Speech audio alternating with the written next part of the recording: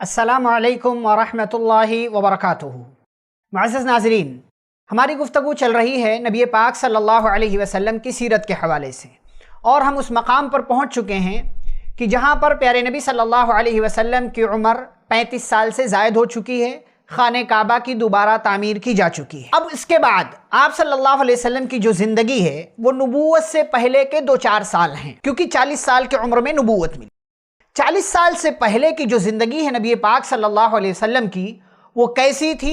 کس طریقے سے گزری، آئیے اس کو ایک سرسری طریقے سے جاننے کی کوشش کرتے ہیں، تاکہ پھر اس کے بعد نبوت کا جب سلسلہ شروع ہوگا تو تمام باتیں سمجھنا ہمارے لیے آسان ہوں گی۔ پیارے نبی صلی اللہ علیہ وسلم کی اب تک کی زندگی تمام تر خوبیوں اور اچھائیوں سے بھری ہوئی تھی۔ آپ صلی اللہ علیہ وسلم کے اندر ہر قسم کی خوبی، ہر قسم کی اچھائی موجود تھی، اور آپ صلی اللہ علیہ وسلم ہر قسم کی خوبی کے مالک تھے۔ آپ صلی اللہ علیہ وسلم ہر طرح کی برائی، ہر طرح کے خرافات سے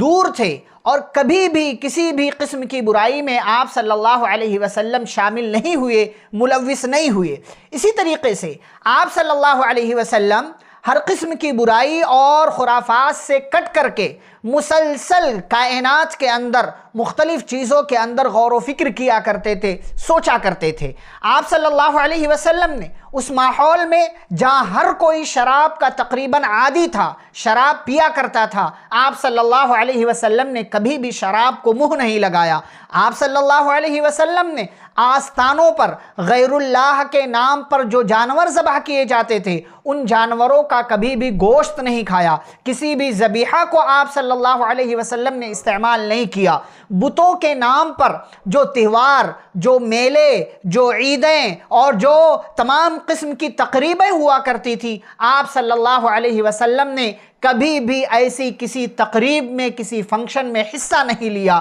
باطل معبودوں سے آپ صلی اللہ علیہ وسلم کو شروع سے بڑی نفرت تھی، اسی لیے آپ صلی اللہ علیہ وسلم نے مکہ کے ماحول میں رہتے ہوئے، وہاں زندگی گزارتے ہوئے کبھی بھی آپ نے لات اور عزیٰ کی قسم نہیں کھائی، جہاں لات اور عزیٰ کی قسم کو سب سے بڑی قسم سمجھا جاتا تھا۔ آپ صلی اللہ علیہ وسلم کی در حقیقت اللہ رب العالمین حفاظت کر رہا تھا، ہر قدم پر اللہ نے حفاظت کی، اور اللہ نے نبی پاک صلی اللہ علیہ وسلم کی تربیت کا مکمل طور سے انتظام کیا، اس لیے کہ ان کو آگے چل کر کے نبی بننا تھا، رسول بننا تھا، پیغمبر بننا تھا، خاتم النبیین والمرسلین بننا تھا، لوگوں کا قائد، لیڈر، پیشوا بننا تھا، اور آپ صلی اللہ علیہ وسلم کے کندھے پر ایک بڑی ذمہ داری اللہ رب العالمین دینے والا تھا، اس لیے ہر قدم پر اللہ رب العالمین نے حفاظت کی، یہاں تک کی حفاظت کی کہ آپ صلی اللہ علیہ وسلم کے دل میں، ذہن و دماغ میں کبھی بھی برائی کا خیال تک نہیں آیا۔ بعض روایتوں کے مطابق ابن اسیر وغیرہ کے اندر یہ بات محفوظ ہے کہ آپ صلی اللہ علیہ وسلم کے ذہن میں انسان ہونے کے ناطے یہ سوچ آئی کہ چلو فلاں تقریب میں حصہ لے لیتے ہیں، لیکن اللہ رب العالمین نے آپ کے اوپر نیند کو طاری کر دیا، اور آپ صلی اللہ علیہ وسلم اس محفل اور اس مجلس تک نہ پہنچ سکے۔ اللہ نے حفاظت کی، مکہ والوں نے آپ کا سب کچھ دیکھا۔ اسی طریقے سے صحیح بخاری وغیرہ کے اندر ایک حدیث محفوظ ہے، وہ یہ کہ جب خانہ کعبہ کی دوبارہ سے تعمیر کی جا رہی تھی، تمام لوگ اپنے اپنے حصر کا پتھر